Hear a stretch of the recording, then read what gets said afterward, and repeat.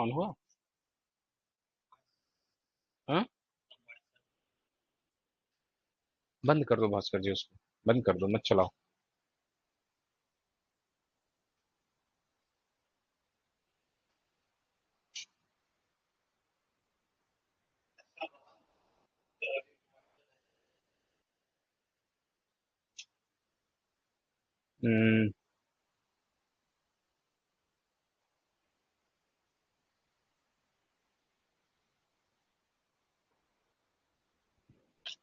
Good evening. कैसे हैं आप लोग? आवाज जा रही है? ऑडिबल हैं? नमस्कार प्रियांश, अरुणिमा, एवरीवन। काफी दिन बाद हम लोग स्टार्ट करने जा रहे हैं ना। आवाज जा रही है ना? ऑडिबल है एकदम बढ़िया सुनाई दे रहा है? सुनने उनने में कोई दिक्कत नहीं है ना? कमेंट कर दीजिएगा आप लोग। ठीक है, सुनाई उनाई देने में कोई दिक्कत नहीं है ना? ओके, मत ऑन करिए उसे।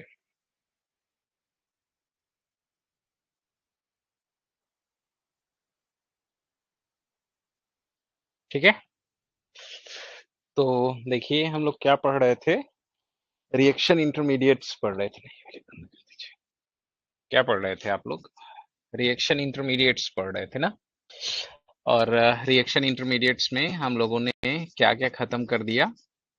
कार्बोकेटायन और कार्बोनायन खत्म कर दिया है। ओके, रिएक्शन इंटरमीडिएट्स पढ़ रहे हैं। रिएक्शन इंटरमीडिएट्स में दो चीजों को फिनिश्ड कर दिया है। क्या? कार्बोकेटायन, ठीक है, और क्या? कार्बोनायन। इनके रिएक्शंस को हम लोग पढ़ेंगे आगे चल के। ठीक है, कार्बोकेटायन और कार्बोनायन जो है वो खत्म किया, तो इसका जो रिएक्शन हम लोग पढ़ेंगे वो reaction mechanism on saturated carbon में पढ़ेंगे। आप लोगों को पता है, जैसा कि पहले भी आप लोगों को लिखवाया गया है। ठीक है, ऑन sp3 कार्बन पे पढ़ेंगे।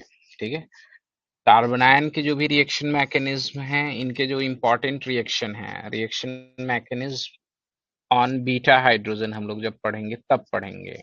ऑन बीटा हाइड्रोजन, या आप इसी को क्या कहते हो, एलिमिनेशन रिएक्शन। जब आप पढ़ोगे तो एलिमिनेशन रिएक्शन पढ़ते वक्त हम जो है इसके बारे में बात करेंगे। ठीक है, जब E2 रिएक्शन के बारे में बात करेंगे, जब हम लोग क्या पढ़ेंगे, आप इवन सीबी रिएक्शन के बारे में बात करेंगे। खास करके E2 रिएक्शन में थोड़ा सा इसके बारे में बात करेंगे, इवन सीबी में बात करेंगे। इसमें जो हम बात करेंगे किसमें, SN1 रिएक्शन जब पढ़ेंगे तब, और इवन रिएक्शन जब पढ़ेंगे तब इनके रिएक्शंस के। तो बेसिकली आप लोगों ने फॉर्मेशन वगैरह सब कुछ सीख लिया है।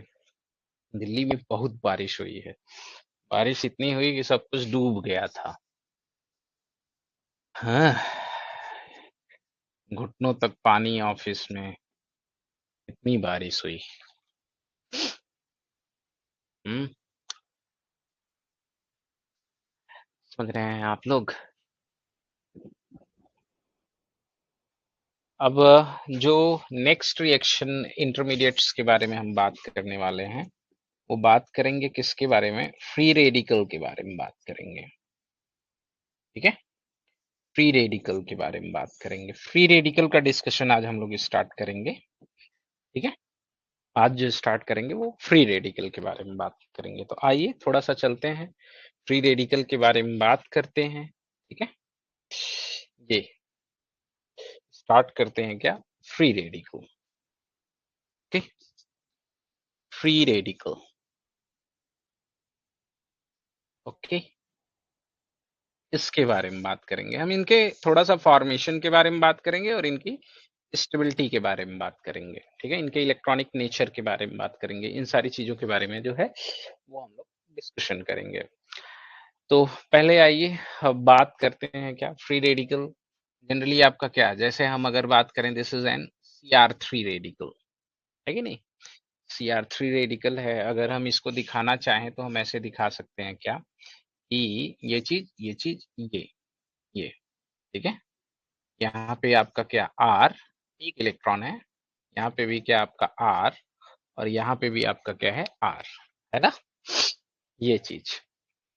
अब इसके इलेक्ट्रॉनिक नेचर के बारे में अगर हम लोग बात करें तो ये क्या है, 7 इलेक्ट्रॉन स्पीसीज, 7 इलेक्ट्रॉन स्पीसीज। ठीक है, समझ रहे हैं? 7 इलेक्ट्रॉन स्पीसीज कैसे है? 2 इलेक्ट्रॉन्स के बारे में जब बात करेंगे तो इन इन बॉन्ड्स के हैं 1 इलेक्ट्रॉन, ये वाले टोटल इलेक्ट्रॉन कितने? 7 इलेक्ट्रॉन स्पीसीज। इसका मतलब ये है गया इलेक्ट्रॉन डेफिशिएंट, ठीक है, इलेक्ट्रॉन डेफिशिएंट, या हम कहें रिएक्टिव है। रिएक्टिव किसकी वजह से रिएक्टिव है? Reactive due to unpaired electron. क्या है? इसके पास एक अनपेयर्ड इलेक्ट्रॉन है। Reactive due to what? Unpaired electron. Unpaired electron की वजह से ये क्या है? रिएक्टिव है। समझ रहे हैं? न्यूट्रल स्पीसीज है, चार्ज इसके ऊपर कुछ नहीं है, तो बेसिकली ये क्या है? आपकी न्यूट्रल स्पीसीज, ठीक है, न्यूट्रल स्पीसीज है। दिस इज नॉट कैटायनिक, या कोई चार्ज इसके ऊपर प्रेजेंट नहीं है, ना तो इसके पास इलेक्ट्रॉन ज्यादा है ना इसके पास इलेक्ट्रॉन इलेक्ट्रॉन बेसिकली कम है, वो इलेक्ट्रॉन की कमी नहीं है, चार्ज इसके ऊपर क्रिएट हो, ठीक है। तो ये है कैसी? न्यूट्रल स्पीसीज है। रिएक्टिव क्यों है ये आप ध्यान दीजिएगा, reactive due to unpaired electron. Unpaired electron की वजह से ये क्या है? रिएक्टिव है। ये हमेशा अपने इलेक्ट्रॉन को क्या करना चाहेगा? पेयर्ड करना चाहेगा। समझ रहे हो आप?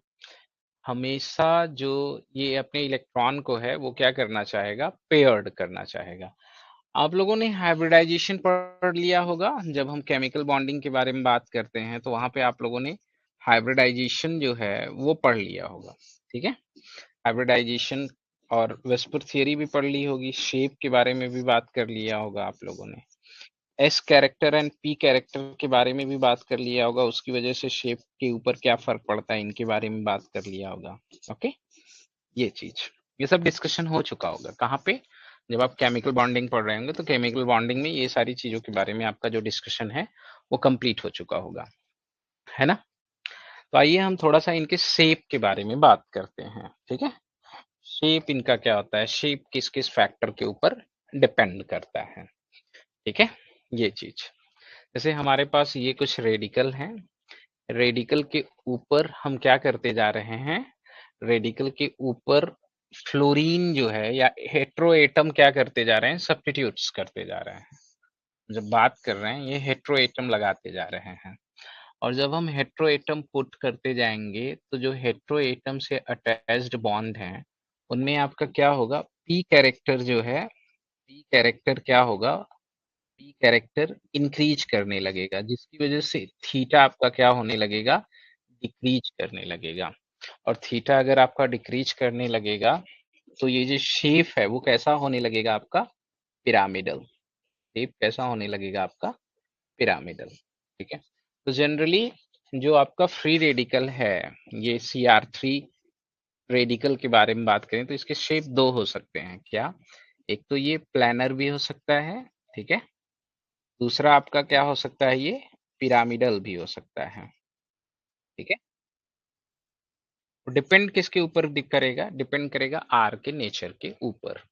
तो शेप जो है ये ट्राइगोनल प्लेनर में भी एग्जिस्ट कर सकता है और पिरामिडल में भी एग्जिस्ट कर सकता है। जैसे जैसे आप इलेक्ट्रोनेगेटिव एटम लगाते जाओगे, जो आपका ये बॉन्ड है, खास करके इसके बारे में हम बात करें, हेट्रो एटम लगाया, फ्लोरीन लगाया, पी कैरेक्टर आपका क्या हो गया? बढ़ गया। यहाँ पे भी क्या हो गया आपका? पी कैरेक्टर आपका क्या हो गया? बढ़ गया। या ऐसे आप समझ सकते हो। दूसरे तरीके से हम कैसे समझ सकते हैं? आइए ध्यान दीजिए। जैसे अगर हाइड्रोजन जब आपने लगा रखा है, जैसे ही आपने क्या लगा रखा है? हाइड्रोजन लगा रखा है, ठीक है। यहाँ पे क्या है? हाइड्रोजन। यहाँ पे भी क्या है? हाइड्रोजन। यहाँ पे भी क्या है? हाइड्रोजन। ये चीज है, ठीक है, एक इलेक्ट्रॉन। अब हमें पता है हाइड्रोजन और कार्बन की इलेक्ट्रोनेगेटिविटी के बारे में बात करेंगे तो कार्बन की जो इलेक्ट्रोनेगेटिविटी होती है वो क्या होती है? ज्यादा। जनरली अगर हम बात करें तो जाई of carbon is greater than what? जाई ऑफ हाइड्रोजन। अब जब जाई of carbon is greater than जाई ऑफ हाइड्रोजन तो क्या होगा? बॉन्ड पेयर इलेक्ट्रॉन्स ज्यादा शिफ्टेड किसकी तरफ होंगे? कार्बन की तरफ। यहाँ पे भी क्या, दोनों ज्यादातर शिफ्टेड कहाँ होंगे? कार्बन की तरफ। तो इनके बीच में क्या होगा? रिपल्सन। क्या होगा? रिपल्सन। जब इनके बीच में दोनों कार्बन की तरफ ही रहेंगे तो पास पास रहेंगे ना भाई। तो जब दोनों कार्बन की तरफ रहेंगे, पास पास रहेंगे, तो इनके बीच में क्या होगा? रिपल्सन। जब रिपल्सन होगा तो जो थीटा है वो आपका क्या होगा, इंक्रीज करेगा। और थीटा जितना इंक्रीज करने का मतलब आप यहाँ पे देख सकते हो, यहाँ पे अगर हम बात करें तो हाइड्रोजन हाइड्रोजन के बीच का जो थीटा है वो कितना है, 119.7 डिग्री, ठीक है। लेकिन जैसे ही आप हेट्रो एटम लगाओगे, जैसे हम इस शेप के बारे में बात करें यहाँ पे, ठीक है, तो हेट्रो एटम जैसे ही आप लगाओगे तो आपको पता है, अच्छी तरीके से जानते हो क्या, xi of fluorine is greater than what xi of carbon. These electrons are more shifted toward fluorine. और ये मोर शिफ्टेड टुवर्ड कार्बन, ये कार्बन के पास ज्यादा होंगे, ये फ्लोरीन के पास, तो इनके बीच का जो रिपल्सन है वो आपका क्या हो जाएगा, घट जाएगा।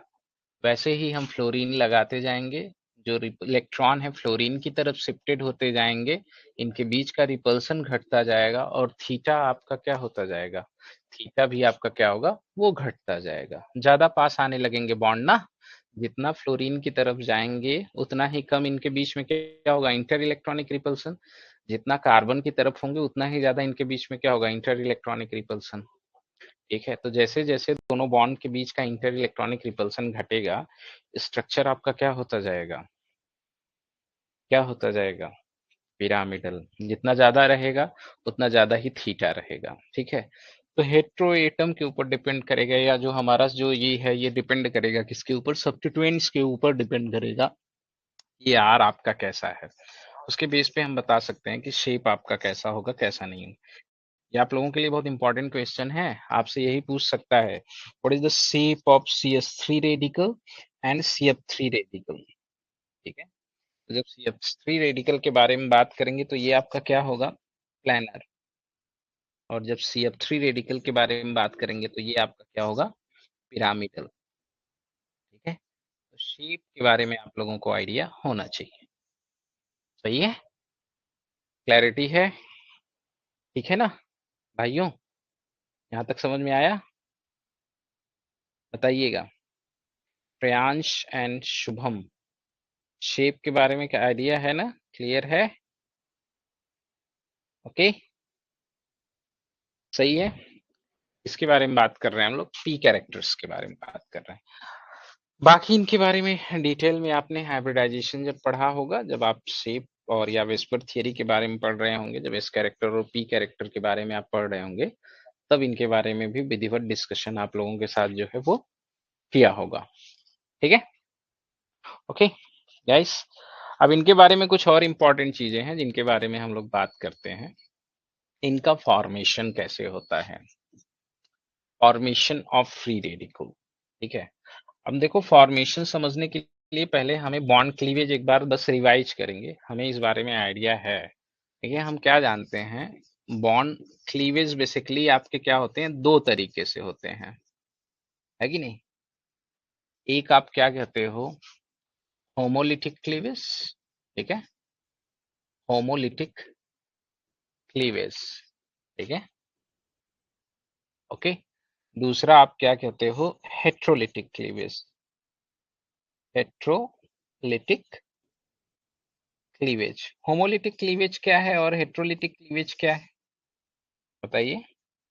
हेट्रोलिटिक क्लीवेज, होमोलिटिक क्लीवेज क्या है, symmetrical sharing of bond pair electron, ठीक है। क्या क्या क्या होता है आपका, सिमेट्रिकल, सिमेट्रिकल आप कहो या आप क्या कह सकते हो, equal, equal sharing of bond pair electron, sharing of bond pair electron, ठीक है। फॉर एग्जाम्पल, अगर हम लोग जैसे बात करें, एग्जाम्पल अगर समझना चाहें क्या होती है ये चीज, इसके एग्जाम्पल के बारे में बात करें, जैसे आइए देखिए, जैसे हमारे पास कोई ए बॉन्ड और आपका क्या है, बी बॉन्ड है, ठीक है। ए और बी दोनों के बीच में बॉन्ड बना हुआ है, ठीक है। एक इलेक्ट्रॉन ए का है, एक इलेक्ट्रॉन बी का है। सिमेट्रिकल शेयरिंग मतलब आपका क्या है, जब आप ए बॉन्ड बी बॉन्ड को तोड़ोगे, ए का इलेक्ट्रॉन ए के पास और बी का इलेक्ट्रॉन बी के पास, ठीक है। This is what homolytic cleavage, okay. इसे क्या कहते हैं हम, homolytic cleavage, okay. Unsymmetrical sharing of bond pair electron is heterolytic cleavage, ठीक है। क्या unsymmetrical sharing, unsymmetrical sharing of bond pair electron is known as heterolytic cleavage। ठीक है, कहने का क्या मतलब है कि जैसे अगर आपके बीच में क्या E और B के बीच का बॉन्ड है, ये दो बॉन्डिंग इलेक्ट्रॉन, तो होगा क्या कि ये इस फॉर्म में टूट सकता है, A positive plus B negative. ये जो दोनों बॉन्ड पेयर इलेक्ट्रॉन हैं, ये दोनों किसके पास आ गए, B के पास। इसके लिए B को क्या होना पड़ेगा, इसके लिए आपको क्या होना पड़ेगा, जाई of B must be greater than जाई ऑफ A। मतलब जो B की इलेक्ट्रोनेगेटिविटी है वो A की इलेक्ट्रोनेगेटिविटी से क्या होनी चाहिए, ज्यादा। ठीक है, तो जनरली जब हम बात करते हैं बॉन्ड जितना ज्यादा नॉन पोलर होगा या लेस पोलर होगा, उतने ही ज्यादा चांसेस होते हैं किसके, होमोलिटिक क्लीवेज के। बॉन्ड जितना ज्यादा पोलर होगा उतना ही ज्यादा चांसेस होते हैं किसके, हेट्रोलिटिक क्लीवेज के। तो ये दो तरह का बॉन्ड क्लीवेज हम पढ़ते हैं। ठीक है, जो आपका रेडिकल का फॉर्मेशन होगा वो किसकी वजह से होगा, homolytic cleavage of weak bond. जो बॉन्ड वीक हैं उनका आप क्या कराएंगे, होमोलिटिक क्लीवेज कराएंगे। अब बॉन्ड की स्ट्रेंथ आप कैसे देखते हो, कैसे हम पता करेंगे कि ये वाला बॉन्ड वीक है, ये वाला बॉन्ड स्ट्रांग है, ये सब पढ़ा ही है पहले से। ठीक है, केमिकल बॉन्डिंग तो हो चुका है आप लोगों का, समझ रहे हैं। कैसे पता करेंगे, ये सब हमें सब पहले से ही पता है। ठीक है, बॉन्ड स्ट्रेंथ के बारे में जो आइडिया है वो आपको है, बॉन्ड स्ट्रेंथ का जो आपको क्या है, कंप्लीट आइडिया है। सही है, समझ रहे हैं कि नहीं। ओके, इसमें कोई दिक्कत नहीं है, हमें बॉन्ड स्ट्रेंथ का जो है वो आइडिया है। ठीक है, तो आगे चलते हैं। ठीक है, सिमेट्रिकल जान रहे हैं ना, सिमेट्रिकल अनसिमेट्रिकल में कोई दिक्कत नहीं है ना। चलिए नेक्स्ट, जैसे आइए ये है, से क्लोरीन, क्लोरीन के बारे में बात करेंगे। तो क्लोरीन, क्लोरीन क्या, these are the 3p orbital, और इसके भी क्या 3p ऑर्बिटल ओवरलैपिंग में पार्टिसिपेट कर रहे होंगे, इनके बीच में एक्सटेंट ऑफ ओवरलैपिंग पुअर होगी। उसी तरीके से बात करें, ये 4p ऑर्बिटल और इनके क्या 4p ऑर्बिटल, आयोडीन, आयोडीन के भी क्या 5p ऑर्बिटल और आपका क्या 5p ऑर्बिटल। हम इन्हें अगर फोटोकेमिकल रेडिएशन से ट्रीट कर रहे हैं, फोटोकेमिकल रेडिएशन से जब ट्रीट करेंगे तो इनमें क्या होगा, इनका अनसिमेट्रिकल क्लीवेज, मतलब अनसिमेट्रिकल क्लीवेज या unsymmetrical sharing of bond cleavage, या क्या हो रहा है इन तीनों प्रोसेस में क्या हो रहा है, होमोलिटिक क्लीवेज। ठीक है, क्या हो रहा है, होमोलिटिक बोल दें या हम इसे होमोलाइसिस भी बोल सकते हैं। ठीक है, होमोलाइसिस होके किसका फॉर्मेशन हो रहा है, फ्री रेडिकल का फॉर्मेशन हो रहा है। अब आपको ये भी अच्छी तरीके से पता है कि टॉप टू बॉटम अगर आप आओगे तो एक्सटेंट ऑफ ओवरलैपिंग आपकी क्या होगी, एक्सटेंट ऑफ ओवरलैपिंग, ओवरलैपिंग आपकी क्या होती है, वो डिक्रीज करती है। तो जाहिर सी बात, बॉन्ड स्ट्रेंथ क्या होगी, वो डिक्रीज करेगी। बॉन्ड स्ट्रेंथ जो है वो भी आपकी क्या होगी, वो भी डिक्रीज करेगी। ठीक है, तो इसलिए अगर आप देखोगे क्लोरीन, क्लोरीन बॉन्ड को अगर आपको तोड़ना है तो जो change in Gibbs free energy है, ठीक है, वो ज्यादा पॉजिटिव है इन कंपैरिजन टू किसके, ब्रोमीन के। आयोडीन में सबसे कम एनर्जी कंज्यूम होगी इस बॉन्ड को तोड़ने के लिए। ठीक है, ये कैसे टूट रहे होंगे, जाहिर सी बात है आप फोटोकेमिकल रेडिएशन से ट्रीट करोगे, इनकी क्या होगी, स्ट्रेचिंग होगी ना। हर केस में क्या हो रहा होगा, क्लोरीन और ये ऐसे बॉन्ड स्ट्रेच कर रहा होगा। जैसे अगर हम लोग बात करें, ध्यान दो आप, ये चीज अगर हम इनका डायग्राम बनाना चाहें, ये चीज, ठीक है, तो हम बहुत आसानी से इनका बना सकते हैं। अगर स्ट्रेंथ के बारे में हम लोग बात करेंगे, ठीक है, तो स्ट्रेंथ सबसे ज्यादा किसकी होगी, सीएल बॉन्ड की, फिर किसकी होगी, बीआर की, सबसे कम किसकी होगी, आयोडीन की। आयोडीन के लिए जो एनर्जी रिक्वायर्ड होगी वो सबसे कम होगी, मान लो यहाँ तोड़ दे रहे हैं। फिर आपका क्या होगी, क्लोरीन के लिए जो रिक्वायर्ड होगी वो आपकी क्या होगी, इससे भी कहीं ज्यादा होगी। ठीक है, और जब हम बात करेंगे किसके लिए, क्लोरीन के लिए बात करेंगे, सबसे ज्यादा होगी। ऐसे भी समझ सकते हैं, बेसिकली उतना आपको डिटेल नहीं समझने की जरूरत है। ये एनर्जी दे रखा है यहाँ पे अनसिमेट्रिकल क्लीवेज के लिए या सिमेट्रिकल क्लीवेज के लिए जो एनर्जी रिक्वायर्ड है वो इसके बेस पे। अब इसमें कम क्यों हो रही है, ये कहाँ से निकल के आ रहा है हमारा, यहाँ से। क्लैरिटी है? ठीक है, नोट डाउन कर रहे हो ना आप लोग? नोट कर लिए तो बताना।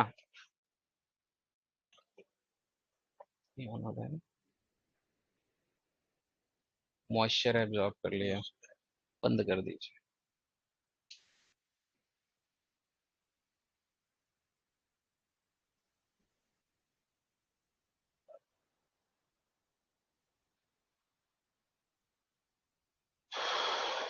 मॉइस्चर,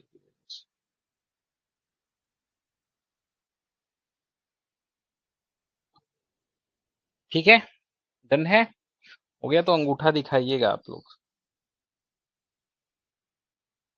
देखिए, अब जैसे ये भी है, यहाँ पे जब हम बात करेंगे जैसे ऑक्सीजन ऑक्सीजन बॉन्ड के बारे में बात करें, these oxygen oxygen bond are also weak. क्यों? क्योंकि इसमें कौन सा इफेक्ट वर्क कर रहा है, अल्फा इफेक्ट। अल्फा इफेक्ट जानते हो क्या होता है? अल्फा इफेक्ट क्या होता है, इसके बारे में आपने कभी सुना है? हर हर केस में पीछे वाली जो केस थी वहां पे भी अल्फा इफेक्ट वर्क कर रहा था। अल्फा इफेक्ट आपका बेसिकली क्या होता है, जैसे आपके पास कोई बॉन्ड है, जैसे फॉर एग्जांपल एक्स और एक्स के बीच में क्या है, बॉन्ड है। उनके पास अगर क्या है, लोन पेयर इलेक्ट्रॉन है, तो loan pair electron lone pair के बीच में क्या होगा, इनके बीच में, इन दोनों के बीच में क्या होगा, आपका रिपल्सन। हम्म, क्या?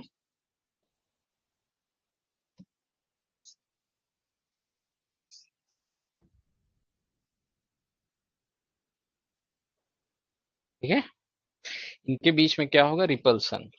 इस रिपल्सन की वजह से बॉन्ड लेंथ आपकी क्या होगी, बॉन्ड लेंथ जो है वो क्या होगी, इंक्रीज करेगी। तो जो बॉन्ड स्ट्रेंथ है, जो बॉन्ड स्ट्रेंथ है, बॉन्ड स्ट्रेंथ वो आपकी क्या होगी, डिक्रीज करेगी। तो ठीक है, तो हम कहेंगे क्या, energy required to break bond, energy जो रिक्वायर होगी, रिक्वायर टू ब्रेक बॉन्ड, वो आपका क्या होगा, डिक्रीज करेगा। ठीक है, कम एनर्जी चाहिए। तो अल्फा इफेक्ट क्या है, repulsion between non bonded electron. ठीक है, अल्फा इफेक्ट क्या है, रिपल्सन बिटवीन, रिपल्सन ये बहुत मिलेगा हमें, बिटवीन को बी ऑब्लिक डब्ल्यू से लिख रहा हूं शॉर्ट में, बिटवीन नॉन बॉन्डेड इलेक्ट्रॉन। ठीक है, okay, non bonded electron is known as what, alpha effect. Okay, everyone confirm? तो यहाँ पे ध्यान दो आप, क्या है देखिए, आप लोन पेयर इलेक्ट्रॉन है, तो इनके बीच में क्या होगा, रिपल्सन। इस रिपल्सन की वजह से क्या होगा, जैसे यहाँ पे भी क्या है, there is non bond lone pair electron lone pair, हालांकि ये कंजुगेशन में भी पार्टिसिपेट कर रहे होंगे, तो रिलेटिवली जब ये डीलोकलाइज्ड हैं, वैसे लोकलाइज्ड रहेंगे तो और ज्यादा होगा। तो इस वजह से क्या होगा, इनमें रिपल्सन होगा, रिपल्सन होगा तो बॉन्ड स्ट्रेंथ आपकी क्या होगी, बढ़ेगी। आप इसे हीट कर दो या फोटोकेमिकल रेडिएशंस दे दो, देखो आप यहाँ पे जो एनर्जी रिक्वायर्ड होगी इसे तोड़ने के लिए कितनी, 139 किलो जूल पर मोल, समझ रहे हो आप? वहां पे कितनी, आयोडीन के लिए कितनी रिक्वायर्ड थी, 151 किलो जूल पर मोल। ठीक है, ऑक्सीजन चूंकि हाईली इलेक्ट्रोनेगेटिव है, तो दोनों के बीच, दोनों ऑक्सीजन के बीच की जो डिस्टेंस होगी वो कम होगी, तो अल्फा इफेक्ट ज्यादा डोमिनेट करेगा। ठीक है, तो यहाँ पे भी आप क्या कर सकते हो, फ्री रेडिकल का क्या कर सकते हो, फॉर्मेशन कर सकते हो। There is a formation of two free radical species, दोनों क्या हैं, एक जैसे हैं, दोनों क्या हैं आपके, एक जैसे हैं। सही है, ओके एवरीवन, ठीक है, डन है, हो गया। तो ये चीज है अल्फा इफेक्ट। इन सब में भी क्या वर्क कर रहा है, इन सब में भी इनकी स्ट्रेंथ को घटाने के लिए एक तो एक्सटेंट ऑफ ओवरलैपिंग डिक्रीज कर रही है, साथ ही साथ क्या, इनके जो नॉन बॉन्डेड इलेक्ट्रॉन्स हैं उनके बीच में क्या होगा, अल्फा इफेक्ट भी वर्क करेगा। तो हम ऐसा कह सकते हैं कि these bond are weak due to poor extent of overlapping, plus क्या, अल्फा इफेक्ट, प्लस इसकी वजह से, अल्फा इफेक्ट की वजह से ही। अब ये वर्ड आपको हमेशा ध्यान रहना चाहिए, वो जब भी हम पढ़ाएंगे बार बार आएगा तो हम सीधा अल्फा इफेक्ट बोलेंगे तो आपके दिमाग में आना चाहिए अच्छा अल्फा इफेक्ट क्या होता है। ठीक है, उसको लेके आपको कोई कंफ्यूजन नहीं होना चाहिए जब भी हम बोले। उसी तरीके से देखिए अब हम यहाँ पे बात कर रहे हैं। ठीक है, ध्यान दीजिएगा, जब इसके बारे में बात करेंगे, इस स्पीसीज के बारे में बात करेंगे, तो यहाँ पे अगर आप देखेंगे तो एक रेडिकल स्पीसीज का और एक रेडिकल स्पीसीज का क्या हो रहा है, फॉर्मेशन। दो रेडिकल दोनों एक जैसे हैं, ये फॉर्मेशन हो कैसे रहा होगा, ध्यान दीजिएगा। ये जो बॉन्ड है, जैसे हमने इसे हीट किया, इसका क्या हो जाएगा, होमोलिटिक क्लीवेज। जैसे ही इसका होमोलिटिक क्लीवेज होगा, जब हम फ्री रेडिकल को दिखाते हैं तो हाफ एरो से दिखाते हैं। होमोलिटिक क्लीवेज होके आपका बेसिकली क्या बन रहा होगा, नाइट्रोजन नाइट्रोजन, इसके ऊपर क्या रेडिकल, इसके ऊपर क्या रेडिकल, फटाक से ये दोनों आपस में कपलिंग में पार्टिसिपेट करके क्या बना लेंगे, नाइट्रोजन नाइट्रोजन ट्रिपल बॉन्ड। इन स्पीसीज के फॉर्मेशन के लिए रिस्पॉन्सिबल कौन सा है, ये नाइट्रोजन या N2 का क्या, N2 का फॉर्मेशन। ठीक है, N2 का फॉर्मेशन क्यों रिस्पॉन्सिबल है, because because nitrogen nitrogen triple bond is strong. ठीक है, स्ट्रॉन्ग बॉन्ड का क्या हो रहा है, फॉर्मेशन। ठीक है, इस वजह से क्या, दो रेडिकल स्पीसीज का क्या हो गया, फॉर्मेशन। इसका नाम क्या है, आपको बहुत जगह मिलेगा, इसको क्या बोलते हैं, AIBN। शॉर्ट में इसे हम क्या कहते हैं, AIBN। ठीक है, ये आपको बहुत मिलेगा। ठीक है, ठीक है, ये आपको बहुत मिलेगा। आप लोग नोट कर रहे हो ना, बहुत दिन बाद क्लास ले रहे हैं हम आपकी। कितने दिन हो गए, एग्जाम ही पोस्टपोन्ड हो गया। था क्या है कि सबको पढ़ाना रहता है, आप लोगों का भी एग्जाम पड़ेगा। ठीक है, आप लोगों को भी तैयारी लास्ट मोमेंट में करानी रहती है, लास्ट मोमेंट में टाइम बच्चों को ज्यादा देना पड़ता है, उस सिचुएशंस में आप भी गुजरोगे।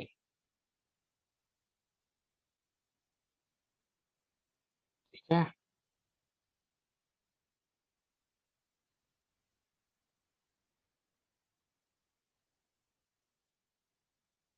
समझ रहे हैं,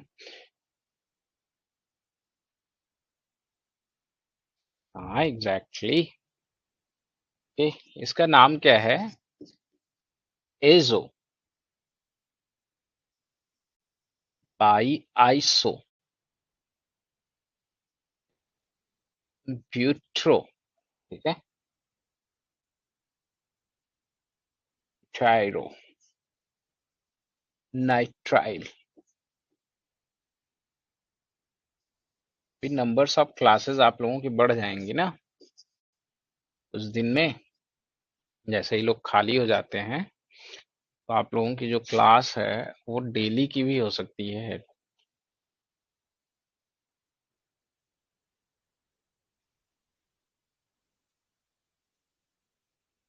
हेचो बाई आइसो ब्यूट्राइल ब्यूट्राइरो नाइट्राइल।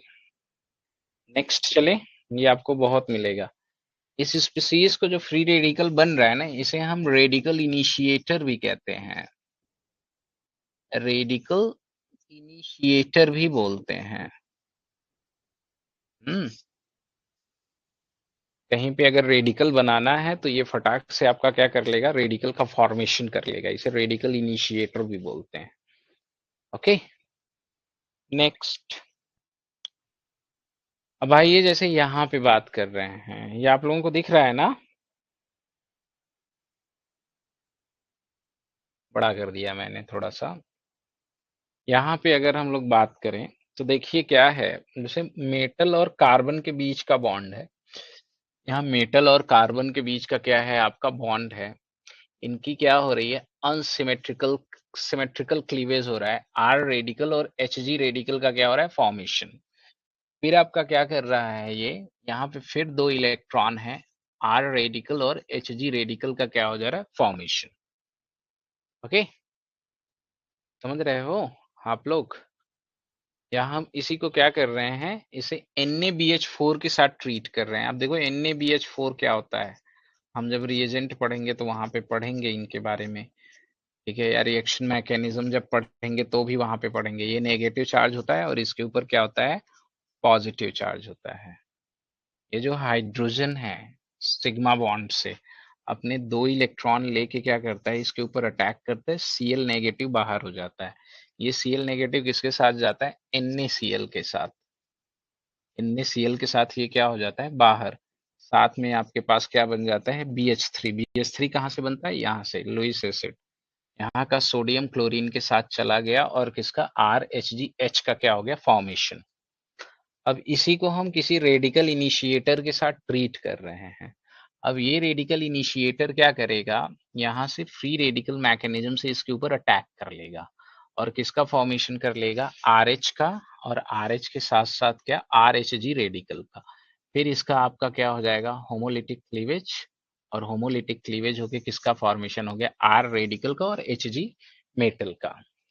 ठीक है, तो मरकरी कार्बन बॉन्ड का भी हम होमोलिटिक क्लीवेज करा सकते हैं। वो बॉन्ड भी क्या होते हैं, वीक, और किसका फॉर्मेशन कर सकते हैं, रेडिकल का। ओके, चला जाए, सही है।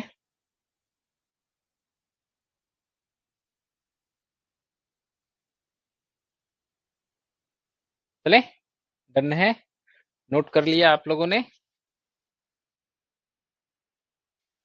चलिए आइए,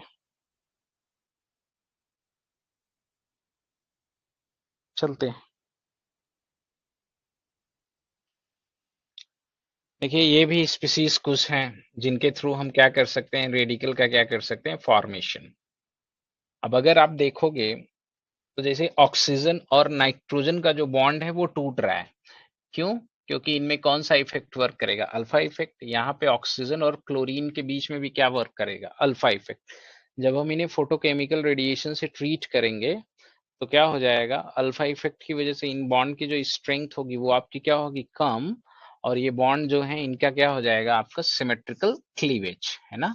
और सिमेट्रिकल क्लीवेज होके आरओ रेडिकल का फॉर्मेशन हो रहा है और एनओ रेडिकल का। यहाँ पे भी किसका, आरओ रेडिकल का और किसका, सीएल रेडिकल का। अब मोस्ट ऑफ केसेस में देखोगे तो हेट्रो होमोलिटिक क्लीवेज जो हो रहा होगा वो हेट्रो एटम के बीच का हो रहा होगा। तो हम जब रेडिकल के रिएक्शंस पढ़ेंगे तो उसमें ये चीजें हमें ज्यादा हेल्प करेंगी। ओके, हो गया है आप लोगों का।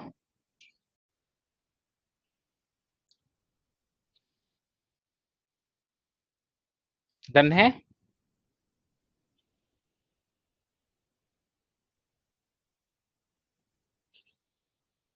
क्लियर, क्लियर, तो चलें।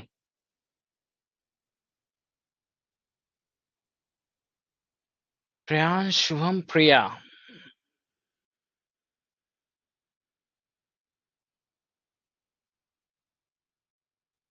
चला जाए। बोलोगे भी नहीं आप लोग, एकदम बोलते भी नहीं। ठीक है, और रेडिकल का फॉर्मेशन हम रेडिकल अब्स्ट्रैक्शन से भी कर सकते हैं। रेडिकल अब्स्ट्रैक्शन मतलब समझ रहे हो आप, फ्री रेडिकल का न्यूट्रल मॉलिक्यूल के साथ रिएक्शन करा दें। जैसे ये सारे मॉलिक्यूल क्या है, न्यूट्रल है। ठीक है, जैसे देखो अगर हम इसके ऊपर रेडिकल का अटैक कराएंगे तो ये फ्री रेडिकल ही लेगा, एच रेडिकल को जोड़ेगा तो यहाँ बनेगा क्या, आपका Br रेडिकल, हाइड्रोजन को अब्स्ट्रैक्ट कर रहा है। उसी तरीके से जब इसके ऊपर आप अनायन डालोगे तो ये क्या करेगा, इसे कैसे लेगा, यहाँ कटायन रहेगा, कटायन लेगा और यहाँ क्या बन जाएगा, आपका अनायन बन जाएगा। प्रोटॉन निकाल रहा है, यहाँ पे क्या निकल रहा है, आप प्रोटॉन। इस केस में हम जब बात कर रहे हैं, जब हमने अनायन लिया तो ये आपकी बेसिकली नॉर्मल SN2 रिएक्शन है। तो रेडिकल अब्स्ट्रैक्शन से भी हम क्या कर सकते हैं, फ्री रेडिकल का फॉर्मेशन कर सकते हैं। या आप ऐसे कह सकते हो कि ये रेडिकल जो है बेसिकली, देखो ये रेडिकल आपका क्या है, एक ऑड इलेक्ट्रॉन स्पीसीज है ना, ऑड इलेक्ट्रॉन स्पीसीज। ये क्या होगा आपका, डेफिनेटली एक इवन इलेक्ट्रॉन स्पीसीज होगा, इवन इलेक्ट्रॉन स्पीसीज। ठीक है, ओके। तो odd electron species even electron species से रिएक्ट करके किसका फॉर्मेशन कर रही है, एक इवन इलेक्ट्रॉन स्पीसीज का। ओके, और साथ में क्या, रेडिकल या एक ऑड इलेक्ट्रॉन स्पीसीज का। तो जो रेडिकल इनिशिएटर हम बात कर रहे थे ना, वो इनिशिएटर हम जनरेट करते हैं, वो इनिशिएटर ही इसके साथ क्या करेगा, रिएक्ट करेगा। ठीक है, ऑड इलेक्ट्रॉन स्पीसीज का क्या कर लेंगे, फॉर्मेशन कर लेंगे, या रेडिकल का क्या कर लेंगे, फॉर्मेशन। या आप ऐसे कह सकते हो, जैसे हमने अभी देखा ना, क्या नाइट्रोजन, और यहाँ क्या नाइट्रोजन, ये चीजें आपने देखी हैं, AIBN यूज किया था ना, ये ठीक है, AIBN हमने यूज किया। इस AIBN को अगर मैं फोटोकेमिकल रेडिएशन से ट्रीट कर दूं, तो हमारे पास क्या बन जाएगा, दो स्पीसीज ऐसी बन जा रही थी कि नहीं, ये प्लस आपका क्या बन जा रहा था, आपका N2 बाहर निकल जा रहा था। अब इसका अगर मैं किसके साथ रिएक्शन करा दूं, RH के साथ रिएक्शन करा दूं, तो ये क्या करेगा, फ्री रेडिकल से इसके ऊपर अटैक करके किसका फॉर्मेशन, खुद किस में कन्वर्ट हो जाएगा, न्यूट्रल हो जाएगा, या न्यूट्रल तो पहले भी है, किस में बन जाएगा आपका, इवन इलेक्ट्रॉन स्पीसीज में, प्लस किसका फॉर्मेशन कर लेगा, R रेडिकल का। तो ये बिल्कुल कैसा बिहेव कर रहा है, एक तरीके से कैसा ये बिहेव कर रहा है, इसी वजह से ये क्या रेडिकल है, एक बार फिर रिएक्ट करके किसका फॉर्मेशन कर रहा है, रेडिकल स्पीसीज का ही। तभी इसी हम क्या कहते हैं, रेडिकल इनिशिएटर बोलते हैं इसको। ठीक है, क्या कहते हैं, रेडिकल इनिशिएटर। ओके, तो ये यही कर रहे हैं बेसिकली, ये आपकी क्या है, this is N radical initiator. क्या है, रेडिकल इनिशिएटर। ठीक है, या आप क्या कह रहे हो, रेडिकल फॉर्म बाय ऑब्स्ट्रैक्शन। ठीक है, रेडिकल का जो फॉर्मेशन हो रहा है किसकी वजह से हो रहा है, ऑब्स्ट्रैक्शन की वजह से। सही है,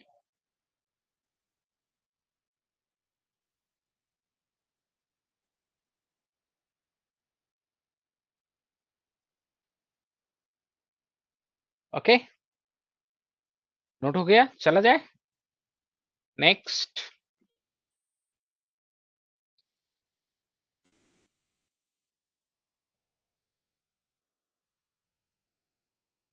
चले, ओके। यार रेडिकल का हम क्या करा सकते हैं, रेडिकल ऐड करके भी क्या कर सकते हैं, रेडिकल का फॉर्मेशन कर सकते हैं। जैसे देखो आप, ये क्या, ये रेडिकल स्पीसीज है, ये आपका क्या है, ये भी आपकी क्या है, एक इवन इलेक्ट्रॉन स्पीसीज है। इवन इलेक्ट्रॉन स्पीसीज मतलब समझ रहे हो ना, टोटल नंबर ऑफ इलेक्ट्रॉन जो होंगे वो आपके क्या होंगे, इवन हो सकते हैं, इवन रहेंगे इसमें। ये रेडिकल क्या कर रहा है, कार्बन के ऊपर अटैक कर रहा है, तो ये बॉन्ड रिपेल होकर किसका फॉर्मेशन कर ले रहा है, रेडिकल का। ऐसा भी हो सकता था क्या, कि ये जो Br रेडिकल है, Br रेडिकल प्लस आपका क्या, ये चीज इस कार्बन के ऊपर भी अटैक कर देता। अगर इस कार्बन के ऊपर अटैक करता, तब जो रेडिकल आपका बन रहा होता, कहाँ बन जाता, ये चीज यहाँ पे क्या लग जाता, Br, इस पोजीशन पे क्या बन जाता, रेडिकल। तो अगर हम बात करें, ये कैसा रेडिकल है आपका, टर्शियरी रेडिकल है ना, टर्शियरी कार्बन है कि नहीं, और ये आपका कैसा रेडिकल है, प्राइमरी रेडिकल है। ठीक है, primary radical. Okay, tertiary radical का फॉर्मेशन होता, और किसका फॉर्मेशन हो जाता, आपका प्राइमरी रेडिकल का। सही है, तो radical can be also formed by what, radical addition. यहाँ पे भी ये कैसा बिहेव कर रहा है, रेडिकल इनिशिएटर की तरह, रेडिकल इनिशिएटर की तरह।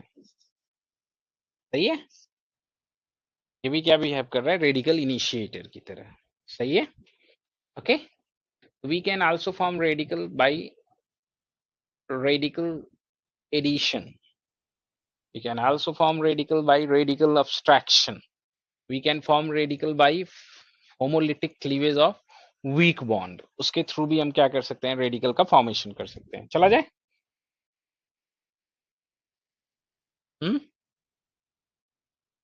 नोट हो गया, डन है।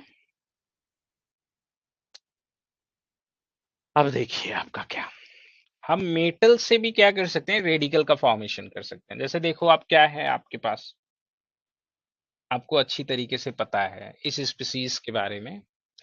आप जान रहे हो, जैसे हम कोई भी मेटल ले लें, जैसे हमने सोडियम मेटल ले लिया। अब सोडियम मेटल का जो आउटर साइड इलेक्ट्रॉनिक कन्फिगुरेशन होता है, क्या होता है? S1। ठीक है, तो ये होता है ना लिथियम, और आपका क्या? सोडियम। लिथियम का क्या होता है आपका? 2s1, और सोडियम का आपका क्या होता है? 3s1। Valence shell electronic configuration के बारे में बात कर रहे हैं, 3s1, और हाइड्रोजन का 1s1 होता है। तो बेसिकली ये इलेक्ट्रॉन आपका कहाँ पे है? 3s1 में। आपको पता है कि ये लो एनर्जी पे इलेक्ट्रॉन लूज करके किस में कन्वर्ट हो जाएगा? 3s0 में। अब ये एक आपका क्या है? This is N free free electron, है कि नहीं? फ्री इलेक्ट्रॉन है, ये रिएक्ट करेगा। कहाँ करेगा? फ्री इलेक्ट्रॉन किससे अट्रैक्ट करेगा? Attract with electrophilic position, attract with electron deficient position, या इलेक्ट्रोफिलिक पोजीशन, डेफिशिएंट पोजीशन। ये क्या करेगा? आपका अट्रैक्ट करेगा। ओके। अब जैसे हम बात करें, ये है, ये इलेक्ट्रॉन कहाँ पे आएगा? सबसे ज्यादा इलेक्ट्रॉन डेफिशिएंट पोजीशन कौन सी है? Carbonyl carbon. कहाँ जाएगा ये? पाई एंटी बॉन्डिंग सीओ में। हमने पढ़ रखा है इसे। जब ये पाई एंटी बॉन्डिंग सीओ में जाएगा तो क्या होगा? इसका फ्री रेडिकल क्लीवेज होगा ना, क्योंकि एक इलेक्ट्रॉन है। तो यहाँ पे क्या हो, ये पूरा जो पाई इलेक्ट्रॉन्स हैं वो आपके कहाँ पे शिफ्ट हो जाएंगे? जब एंटी बॉन्डिंग में जाएगा तो पाई बॉन्ड क्या हो जाएगा? ब्रेक कर जाएगा। जब पाई एंटी बॉन्डिंग में जाएगा तो पाई सीओ जो है वो क्या हो जाएगा? ब्रेक हो जाएगा। और पाई सीओ ब्रेक होके पाई इलेक्ट्रॉन किधर चले जाएं? Pi electron shifted toward more electronegative atom, shifted toward more electronegative atom. ये हम लोगों ने पढ़ रखा है। क्यों? ये सब तो जानते हैं आप। मोर इलेक्ट्रोनेगेटिव एटम के ऊपर ही की कैपेबिलिटी जो है वो इलेक्ट्रॉन को अट्रैक्ट करने की ज्यादा होगी ना, बॉन्डेड इलेक्ट्रॉन को। मोर इलेक्ट्रोनेगेटिव एटम फॉर्मेशन किसका हो जाएगा? फ्री रेडिकल का। This is an what? कैथिल रेडिकल। इसे क्या कहते हैं हम? कैथिल रेडिकल बोलते हैं। ओके, समझ रहे हो? इसे क्या कहते हैं? कैथिल रेडिकल। ठीक है।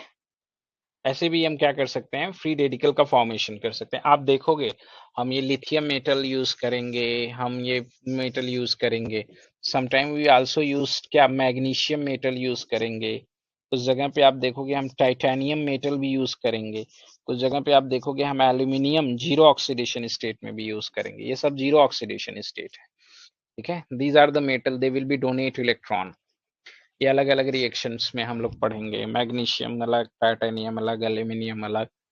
वो सब ऐसे ही कुछ मैकेनिज्म फॉलो करेंगे, बाकी जो कंडीशंस हैं उसको फुलफिल कराएंगे, और आप देखोगे हम ऐसे ही मैकेनिज्म फॉलो करा के क्या कराएंगे? बनाएंगे। ओके, नाउ नेक्स्ट, ये रेडिकल फॉर्मेशन के बारे में हम लोगों ने बात कर लिया। तो रेडिकल हम कैसे बना सकते हैं? वीक बॉन्ड को तोड़ के। वीक बॉन्ड को पहचानने का सबसे इंपॉर्टेंट या सबसे अच्छा तरीका क्या है कि आपको देखना पड़ेगा कि कहाँ पे अल्फा इफेक्ट वर्क कर रहा है। ठीक है, और कुछ वीक बॉन्ड को तोड़ के रेडिकल का क्या करेंगे? फॉर्मेशन।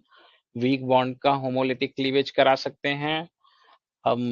रेडिकल, कोई पहले से रेडिकल बना हो वो रेडिकल अब्स्ट्रैक्शन करके बना सकता है। कोई पहले का रेडिकल बना हो वो एडिशन करके रेडिकल बना सकता है। या हम मेटल से इलेक्ट्रॉन दे के इलेक्ट्रॉन का एडिशन करा दें। बेसिकली यहाँ पे क्या हो रहा है? Addition of unpaired electron. क्या हो रहा है यहाँ? एडिशन ही हो रहा है, addition of free electron. Free electron का क्या करा रहे हैं? एडिशन करा के भी हम किसका फॉर्मेशन कर रहे हैं? फ्री रेडिकल का। डिटेल में लिखा के पढ़ाया करें। अच्छा, ओके। तो इलेक्ट्रॉन का क्या हो रहा है? एडिशन हो रहा है। सही है। चलिए आइए, अब हम बात कर रहे हैं किसके बारे में? बात करेंगे रेडिकल की स्टेबिलिटी के बारे में। अभी तक आपने क्या पढ़ा था? Carbocation stabilized by electron releasing group, carbanion stabilized by electron withdrawing group. But जब हम रेडिकल के बारे में बात करेंगे तो चाहे इलेक्ट्रॉन रिलीजिंग ग्रुप हो या इलेक्ट्रॉन विड्रॉइंग ग्रुप, दोनों रेडिकल को क्या करेंगे? स्टेबलाइज्ड करेंगे। कैसे करेंगे ये समझेंगे। तो पहली चीज तो ये आप जान जाओ,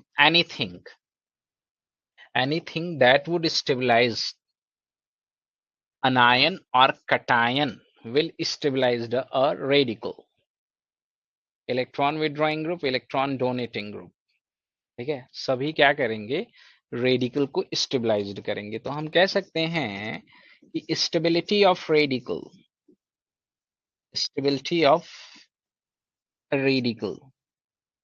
radical directly proportional to what, electron releasing group. अब इन इलेक्ट्रॉन रिलीजिंग ग्रुप में हम क्या कह सकते हैं कि डायरेक्टली प्रोपोर्शनल टू क्या, पहले आप क्या दो, देखो किसको प्रायोरिटी दोगे, माइनस प्लस एम या प्लस आर को, फिर किसे दोगे आप, उसके बाद आप किसे प्रायोरिटी दोगे, प्लस एच को, उसके बाद आप किसकी प्रायोरिटी दोगे, प्लस आई को, ठीक है।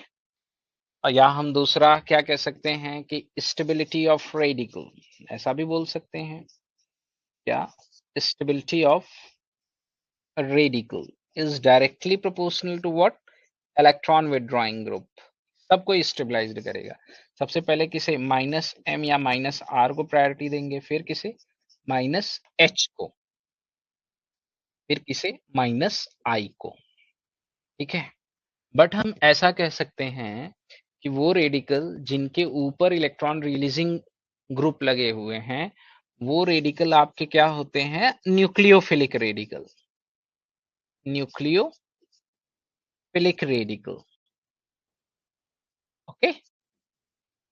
और वो रेडिकल जिनके ऊपर, अभी देखो इसी कॉन्सेप्ट पे आपसे क्वेश्चन पूछा हुआ है 4 नंबर में CSIR में, और वो रेडिकल जिनके ऊपर इलेक्ट्रॉन विड्रॉइंग ग्रुप लगे होते हैं वो क्या होते हैं आपके, इलेक्ट्रोफिलिक रेडिकल, इलेक्ट्रोफिलिक रेडिकल। तो हम ऐसा कहें कि electron radical will be stabilized by both, but इनका इलेक्ट्रॉनिक नेचर अलग अलग होगा, दोनों स्टेबलाइज्ड करेंगे लेकिन इनका इलेक्ट्रॉनिक नेचर जो होगा वो अलग अलग होगा।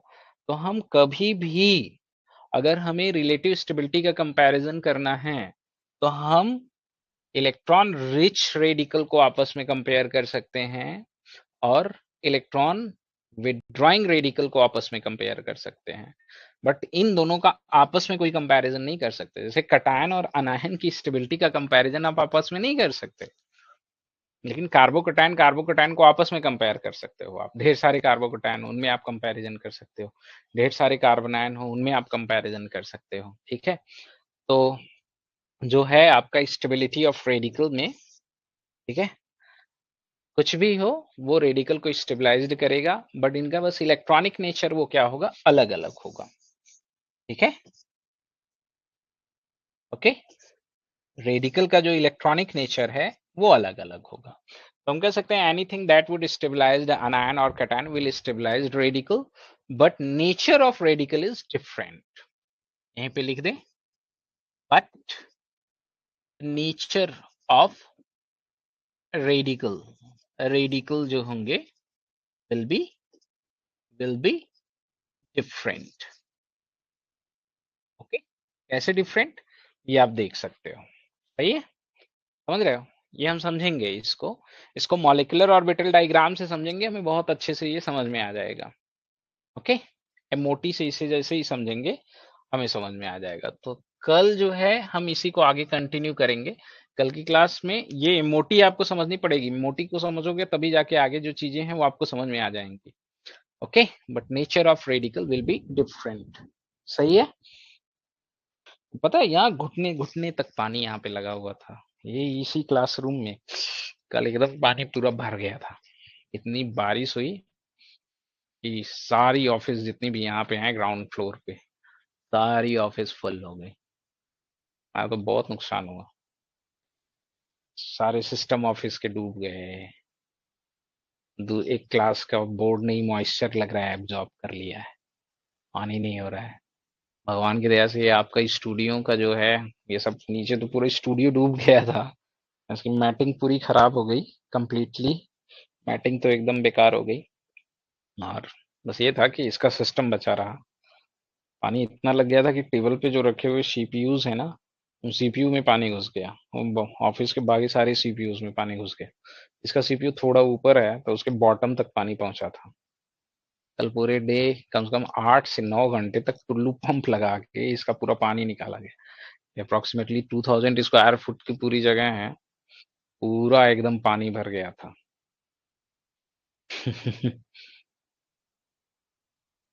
आज तो मतलब पानी अब निकल गया है, बट बहुत स्मेल है, बहुत मुश्किल से पढ़ाना पड़ रहा है आप लोग, बहुत ज्यादा स्मेल है। क्योंकि बारिश का मौसम है, इसमें 1-2 दिन सही होने में लगेगा। बहुत लॉस होगा, सबका बहुत लॉस हुआ यहाँ पे, इतनी बारिश हुई। बारिश में मेनली बारिश की क्या गलती है, बारिश तो होनी है, गवर्नमेंट की लापरवाही है।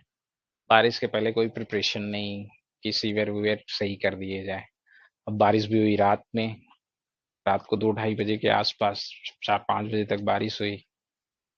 ऑफिस में तो सुबह जब घर से हम यहाँ कैमरे लगे हुए हैं, जब मोबाइल में सो के उठने के बाद देख रहे हैं, तो देख रहे हैं ऑफिस तो पूरी डूबी हुई है, चीजें तैर रही हैं ऑफिस में। फिर हम लोग आए वाए, फिर दो टुल्लू पंप लगे, दो दो तीन तीन, 7-8 घंटे निकल गए पानी में। अप्रोक्सीमेटली कुछ नहीं तो मेरे ख्याल से 12,000 लीटर वीटर पानी रहा होगा पूरा, इतना पानी इसमें डूबा था। आज तो बहुत ठीक है, ये नीचे गीला है पूरा जहाँ मैं पढ़ा रहा हूँ। क्योंकि ये जो है ना, ये इधर आप देखोगे तो ये पूरे वो लगे हुए हैं, इन्होंने पानी एब्जॉर्ब कर लिया, पानी ऊपर की तरफ चढ़ गया है, तो उसमें से अब धीरे धीरे पानी निकल रहा है। ड्रेनेज पे कोई काम नहीं है सरकारों का, बस सबको कुर्सी चाहिए, यहाँ सरकार बना ले वहां सरकार बना ले। यहाँ आम आदमी पार्टी की गवर्नमेंट है, दिल्ली सुधर नहीं रही है, बट चाहते हैं कि हर प्रदेश में ही सरकार ही हम बना ले। ये हालत है, जो चीज मिल रही है एटलीस्ट वहां के लिए तो काम करो आप। दिल्ली की हर हर लिहाज से कंडीशन बड़ी बुरी हो गई है। हम्म, आप सोचो, ये साउथ दिल्ली इज द सबसे पॉज इलाके में आता है। जहाँ पे ऑफिस है वो दिल्ली सबसे कॉस्टली, सबसे पॉज इलाके की ये कंडीशन है दिल्ली की, जहाँ पे सबसे ज्यादा बड़े बड़े लोग रहते हैं। Near to IIT Delhi, IIT Delhi की तो बिल्ड वो बाउंड्रीज ही गिर गई पूरी। बाउंड्रीज जो है आउटसाइड की, वो बाउंड्रीज ही पूरी गिर गई हैं काफी दूर तक। सिचुएशन इज टू कॉम्प्लिकेटेड, बहुत गड़बड़ है।